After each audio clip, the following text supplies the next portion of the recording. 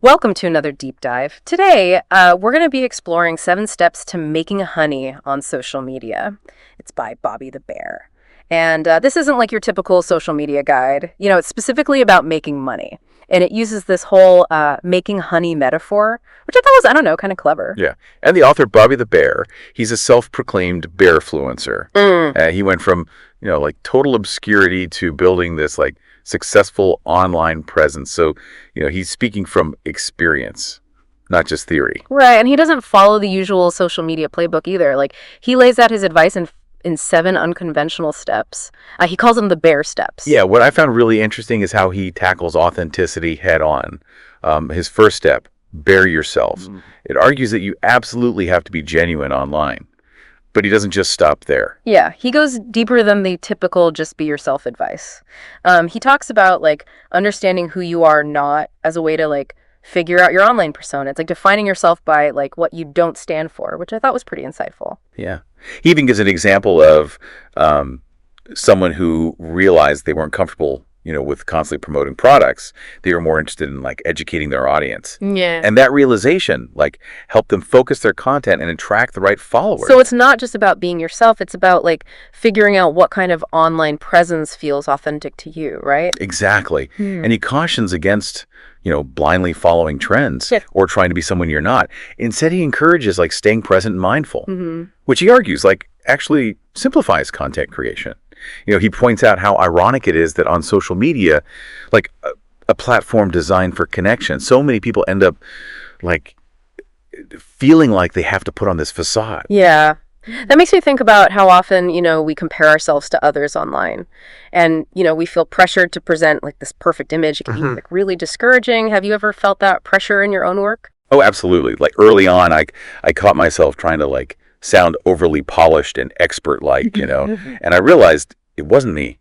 And my audience could sense that. So like letting go of that pressure actually helped me connect better. Okay, so step 1 is all about being real. What about step 2? Be beer-leavable. Right.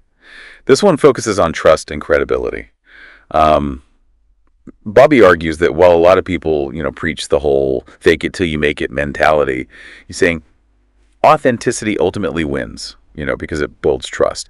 He even suggests incorporating humor, but, genuine humor, not trying too hard to be funny. So you're saying that while like a polished image might work initially, people eventually see through it. I can see that. It's like those like perfectly curated Instagram feeds. They can feel like a little inauthentic after a while. Right. And he gives this example of a food blogger who like initially used filters to make their dishes look perfect. But when they started showing like the real, sometimes messy process, their audience engagement actually went up. People connected with their honesty. I guess it makes sense. People want to connect with real people, flaws and all. Right, exactly. And that leads into his point about building self-trust as a foundation for like gaining the trust of others. So before you can convince others to believe in you, you have to believe in yourself. Absolutely. It's about finding that sweet spot between like confidence and humility. And that brings us to his third step. Be consistent. All right, let's talk about consistency. I think a lot of people struggle with this one. What's Bobby's take? He emphasizes the importance of like showing up regularly on social media, but not necessarily posting every single day. Instead, he suggests finding like a sustainable rhythm that works for you. So instead of burning ourselves out trying to like post multiple times a day, we should focus on like finding a pace we can maintain over time. Yes. He suggests like weekly posting as a good starting point. The key is to be consistent without, sacrificing quality or driving yourself crazy. Yeah. He actually compares it to a bear foraging for food. They don't exhaust every single food source. They find a sustainable rhythm. That makes sense. It's about finding that balance, right? Exactly. And he also cautions against like posting out of anxiety or trying to keep up with some, manic posting schedule.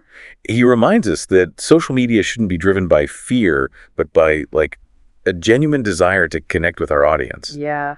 It's so easy to get caught up in the numbers game, constantly comparing ourselves to others. It can be like really overwhelming. He acknowledges that. He actually encourages readers to like remain skeptical of what they see on social media. It's a powerful tool, but it's easy to get caught up in a distorted reality if we're not careful. So skepticism can actually be a healthy approach to like navigating social media. I hadn't thought of it that way. Yeah, it's about being discerning and questioning what we see without, letting it turn into cynicism. Now, this ties in nicely with his fourth step, bearing value. Okay, so providing value is key, but what exactly does that mean in the context of social media? I feel like everyone says you have to provide value, but no one really explains what that looks like. Right, it can feel vague.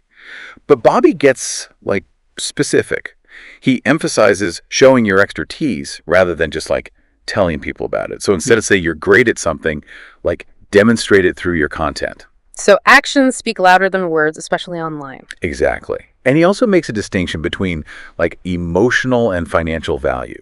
It's not just about making money. It's about creating content that genuinely helps people or resonates with them on an emotional level. So it's about understanding what your audience needs and then delivering on those needs in a way that feels authentic and helpful. Exactly. He says it's like being a good host. You wouldn't invite someone over and then ignore them, right? You'd offer them a drink, make them feel comfortable, engage in conversation. It's the same with social media. You have to be a good host to your audience. That's a great analogy. It really puts it into perspective. So it's not enough to just be present and consistent. Our content has to offer something valuable to our audience. And that leads us to the fifth step, change. Change. The one constant in life, especially online. What does Bobby say about navigating the ever-changing landscape of social media? He's actually quite skeptical of anyone who claims to have the algorithm figured out. He reminds us that social media is constantly evolving and that the best way to navigate that change is to embrace it rather than try to fight it. So instead of trying to game the system, we should focus on adapting and evolving with it. Exactly. He even suggests being a consumer of social media, browsing, observing trends, seeing what others are doing as a way to stay, ahead of the curve. He emphasizes that each platform has its own unique culture. So being an active user helps us understand those nuances and tailor our content accordingly. Exactly.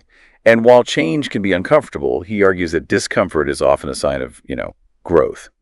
So instead of fearing change, he encourages us to see it as an opportunity to push ourselves outside of our comfort zone and discover new possibilities. That's a great perspective. It's so easy to get stuck in our routines and resist change, even if it's ultimately beneficial. Yeah, he even compared it to a bear venturing out of hibernation. It's scary at first, but it leads to new opportunities and experiences. Now his sixth step really challenges traditional social media wisdom. He calls it build your audience, not your brand. Okay, this is interesting. What does he mean by building an audience, not a brand? Isn't personal branding all the rage these days? He's actually quite skeptical of the concept of personal branding.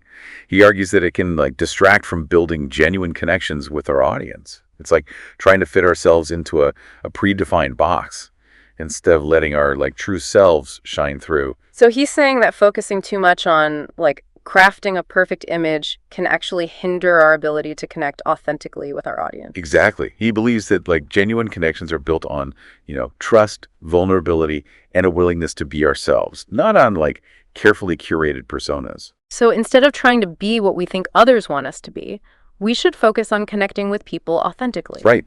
He even conducted a survey, and he found that while most people, believe in personal branding, only a small percentage actually invest in those services.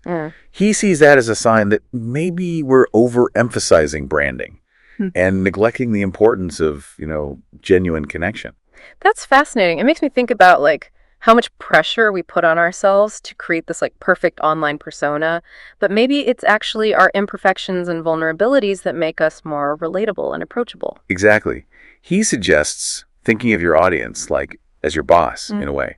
They're the ones who ultimately decide whether your content is valuable. I love that analogy. It really shifts the perspective and highlights the importance of listening to your audience, asking for feedback, and rewarding loyalty. Yeah, he even encourages content creators to be more open to criticism.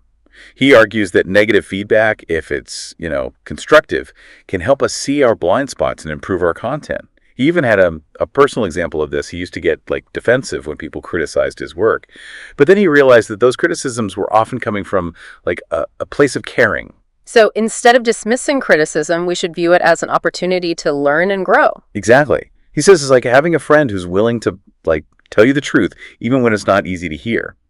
Now, his final step, believe in yourself, might seem obvious, but he argues it, like underpins everything else. I can see that. If you don't believe in yourself and your message, how can you expect anyone else to? Exactly. He emphasizes that this is like the most crucial step because it empowers all the others. When you have like self-belief, it becomes easier to, be authentic, take risks, and persevere through challenges. So this is about building that like inner confidence and recognizing our own worth, regardless of external validation, like likes or follower counts. Yeah. He's adamant about building self-esteem, like offline, not online. Yeah. He even points out that like social media platforms have a limited lifespan, but our inner worth should transcend those, temporary spaces. He likens it to building a cabin on rented land. Eventually, you have to move on, but the skills you learn, like building it, stay with you. It's a good reminder that our true value doesn't come from our online presence or our, job title. It comes from within. Now, while those 7 bear steps are like the core of the book, he also dives into the like practical aspects of content creation and monetization.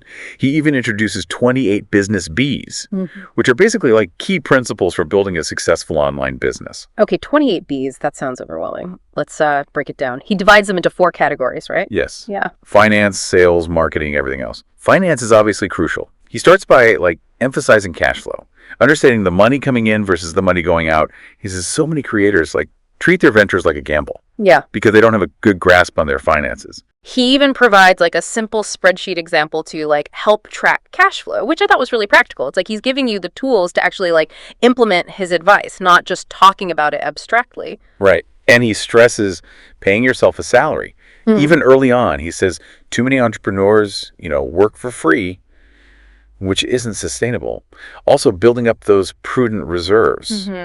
Basically savings to cover, like a few months of expenses. So having that financial cushion can give you like peace of mind. Yeah. And allow you to like make smarter business decisions. Right. It's like having that honey stored away for the winter. Now, sales might be a scary word for some people, but he breaks it down in a way that makes it feel like less intimidating. He actually acknowledges that people tend to like either love or hate sales, which I found funny. What's his take on like why that is?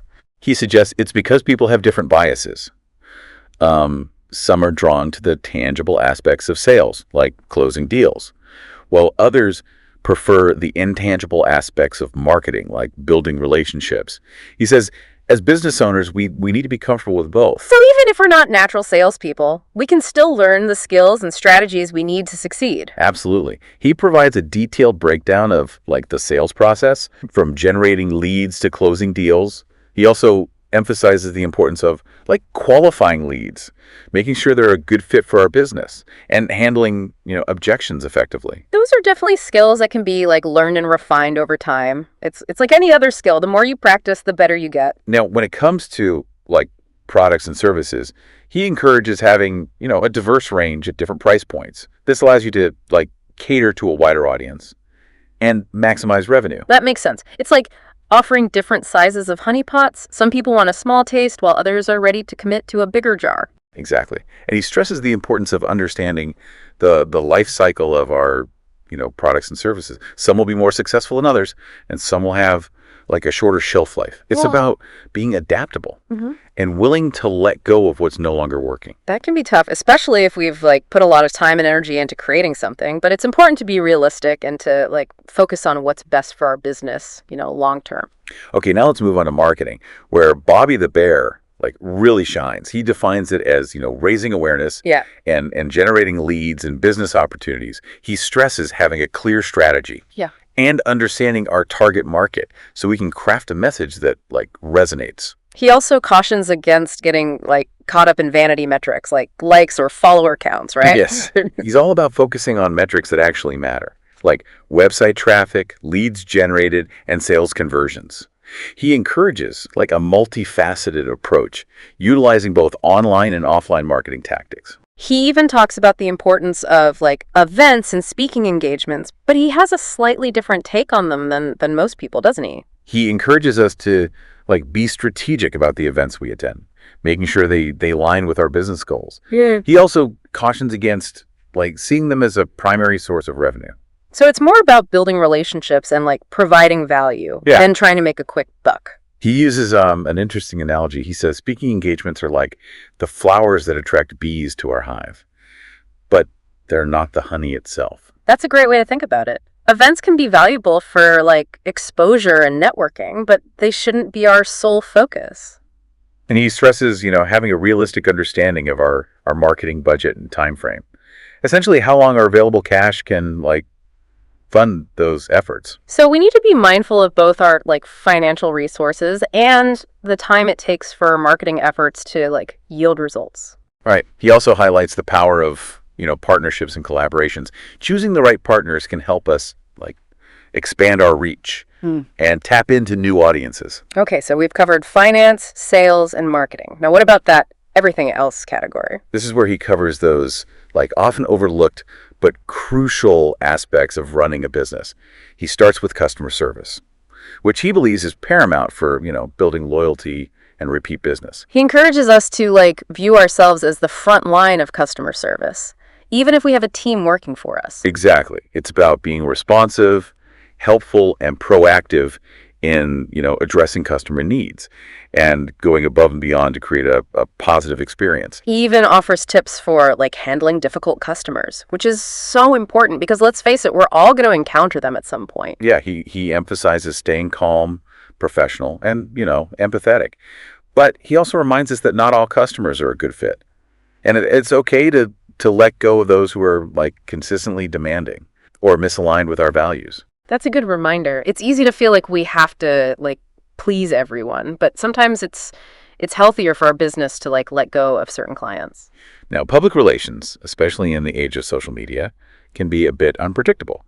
He encourages us to have a plan in place for dealing with both positive and negative PR. So having a strategy for managing our online reputation is crucial, especially when things can go viral so quickly. He suggests being prepared to, respond to media inquiries, issue statements, and, mitigate any potential damage. He also highlights that even bad PR can be a learning opportunity. It's about being transparent, accountable, and using those experiences to, improve. That's a valuable perspective. It's easy to get defensive when we face criticism, but sometimes those challenges can help us, grow and learn. Okay, now this next B is one that I think a lot of content creators, including myself, need to hear more often. Plan downtime. Yes. It's so easy to get caught up in the hustle and forget to take breaks. But he argues that downtime is essential for, avoiding burnout and staying creative. He even suggests that taking regular breaks can boost our productivity because it allows our minds to rest and recharge. He compares it to bear hibernating. Yeah. They emerge from that period of rest, refreshed and ready for action. I love that analogy. It's a good reminder that taking time for ourselves isn't selfish. It's actually essential for our well-being and our success. Now, next up is operations, which he defines as the systems and processes that keep our business running smoothly. He encourages us to streamline our processes, automate tasks whenever possible, and delegate responsibilities to others.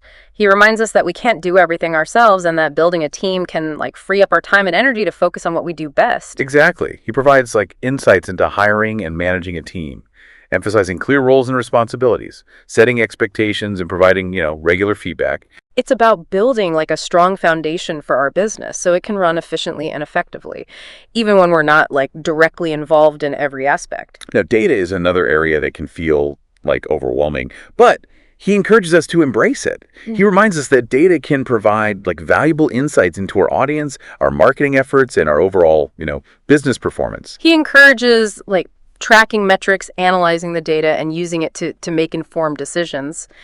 But he also cautions against relying solely on data, right? He stresses that data is a tool, but it doesn't tell the whole story. He encourages us to use data as a guide, but also to trust our instincts and our understanding of our business and our audience. So it's about finding that balance between data-driven decision-making and our own intuition and experience. Exactly. Now, the next two B's deal with the cyclical nature of, business, both in terms of overall business cycles and sales cycles. He reminds us that businesses go through periods of growth, stagnation, and even decline. and that it's important to be prepared for these cycles and to adjust our strategies accordingly. Yeah, he encourages us to be mindful of the stage our business is in. Yeah. And to make decisions that are appropriate for, that stage. He also stresses the importance of being resilient and adaptable, recognizing that challenges are inevitable and that it's how we respond to those challenges that determines our, success. That's such a powerful message. It's not about avoiding challenges altogether. It's about learning how to navigate them effectively. And when it comes to sales cycles, he encourages us to be aware of the predictable patterns of, buying behavior that occur within our target market. So if we know that sales tend to be slower during certain times of the year, we can plan accordingly and adjust our marketing and sales efforts. Exactly. He also reminds us that sales cycles can vary depending on our industry, our target market, and our specific, products or services. He encourages us to track our sales data, look for patterns, and use that information to anticipate future trends. Now, to help us manage those cycles and stay on track with our goals, he introduces the concept of thinking in quarters or 90-day cycles. He suggests breaking down our larger goals into smaller, more manageable chunks and focusing on achieving those goals within a 90-day time frame. Yeah, it's a great way to stay focused, motivated, and accountable, because we're not overwhelmed by the enormity of a year-long goal. And at the end of each quarter, we can review our progress, celebrate our wins, and make adjustments to our strategy as needed. He also emphasizes the importance of distinguishing between strategy and tactics, which he says a lot of people, get confused. So strategy is the big picture plan, and tactics are the specific actions we take to implement that plan. Exactly. He encourages, starting with a clear strategy and then developing tactics that, support that strategy. And he reminds us that tactics can and should change over time as we gather more data and learn what's working and what's not. It's about being flexible and adaptable and not being afraid to experiment with, new approaches. He also talks about the importance of having a why behind our strategy and tactics. Yes, he emphasizes understanding the purpose behind our actions and making sure they're, aligned with our values and our overall business goals. He wants us to be driven by something more than just, making money. That resonates with me. I think it's so important to have a sense of purpose in our work. It's what keeps us, motivated and inspired. And the next B is simple but powerful. Be generous. He encourages us to be generous with our time, our knowledge, and our, resources. He argues that generosity, not only benefits others, but also helps us build goodwill and foster a sense of community. I love that perspective. It's not just about taking, it's also about giving back and supporting others. He suggests looking for opportunities to give back to our, community, to support causes we believe in, and to help others who are, just starting out. It's a beautiful reminder that success isn't just about what we achieve for ourselves, but also about the positive impact we have on the world around us. Now, the next few B's focus on the, practical aspects of running a business, like profit, accounting, and legal matters. He stresses the importance of understanding our financials, keeping accurate records, and seeking professional advice when needed. He encourages us to find, a good accountant and a good lawyer who can help us navigate the complexities of running a business. It's about setting ourselves up for success and making sure we have the right support in place. Okay, so we've covered a lot of ground here. We've explored Bobby the Bear's, 7 bear steps, his 9-phase approach to content creation, and his 28 business B's. It's a lot to take in, but it's also incredibly insightful and inspiring. What I appreciate most about his approach is that he doesn't sugarcoat the challenges of building a business, but he also offers practical advice and actionable steps that we can all implement. He's like that wise friend, who's been there and done that and is willing to share their, hard-earned wisdom with us. Exactly. And he doesn't present himself as some sort of guru or expert who has all the answers. He's very open and honest about his own struggles and mistakes, which makes him even more relatable. And I think one of the most valuable takeaways from this book is his emphasis on mindset. He reminds us that success is not like a destination, it's a journey,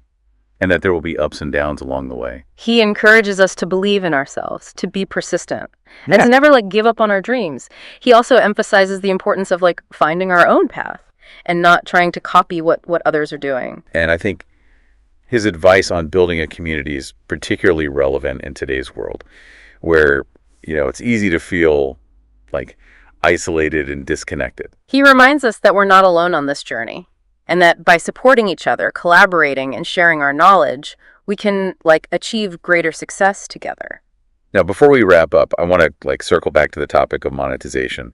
Bobby the Bear offers some valuable insights into different strategies for turning our content into a profitable business. Okay, let's dive into that. What are some of the key takeaways? Well, he encourages creators to choose, strategies that are aligned with their values, their audience, and their business goals. It's not a one-size-fits-all approach. So what are some of the specific monetization strategies that he covers? He talks about, selling products. Could be physical goods, digital downloads, online courses, really, anything that aligns with your needs. And services too, right? Coaching, consulting, freelance work. Exactly. He even mentions advertising, but he cautions against relying too heavily on it, especially early on. He believes that building a strong foundation with your own products and services is more sustainable in the long run. It makes sense to have multiple streams of income rather than putting all your eggs in one basket. Right. He also gives practical advice on pricing, which I think a lot of creators, struggle with. Yeah.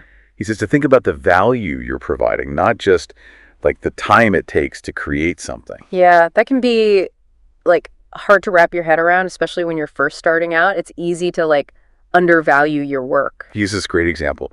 Imagine you're a graphic designer and you create a logo for a client. You charge an hourly rate, but you could also charge based on the value that logo brings to the client's business. So if that logo helps them attract more customers and increase their revenue, it's worth significantly more than just your hourly rate. Exactly. He encourages creators to think about the bigger picture and to price their products and services accordingly. Now, he also talks about sales funnels, right? Can you explain what those are and why they're important? Yeah, sales funnel is essentially the journey a customer takes from becoming aware of your business to making a purchase. He breaks it down into stages: awareness, interest, decision, and action. So it's like a roadmap for guiding potential customers towards becoming paying customers. Exactly. He emphasizes the importance of having a clear call to action at each stage of the funnel. So, for example, at the awareness stage, your call to action might be to get people to sign up for your email list. And then as they move through the funnel, you guide them towards making a purchase. Right. He gives practical tips on creating effective calls to action using language that encourages people to take the next step. Makes sense. You're essentially leading them by the hand through the process. Now, one thing I found really helpful was his advice on dealing with creative blocks. Yeah, he acknowledges that, everyone experiences them at some point. It's a natural part of the creative process. Right. He gives some great tips for getting those creative juices flowing again. What were some of the strategies he suggested? One of the simplest but often overlooked is to simply step away from your work. Go for a walk, listen to music, do something completely unrelated to, your business. Sometimes you just need to clear your head. and come back with fresh eyes. He also encourages us to engage in activities that inspire us. Could be reading, watching movies, attending events, anything that, sparks your creativity. And he emphasizes the importance of not forcing ideas. It's about creating space for inspiration to strike. Yeah, he compares it to fishing. You can't force the fish to bite, but you can create the right conditions and be patient. That's a great analogy. It's about setting ourselves up for success and then trusting the process. Now, I think one of the most valuable takeaways from 7 steps to making honey on social media is Bobby the Bear's emphasis on community. Absolutely. He reminds us that we're not in competition with each other. There's room for everyone to succeed online. He encourages collaboration, supporting each other's work, and learning from each other's experiences. He even suggests viewing other creators as allies and potential partners rather than as, competitors. That's a great mindset shift. It's about abundance, not scarcity. He also talks about the importance of building a community around our, own content, engaging with our audience, fostering connections, and creating a space where people feel, welcome and supported. He believes that social media at its core is about connection. And by, building strong communities, we can create a a more meaningful and impactful online presence. And I think that's a great note to end on. So if a bear can figure out social media and make honey, what's stopping you from achieving your goals? That's a question worth pondering. Thanks for joining us for this deep dive. We'll catch you next time.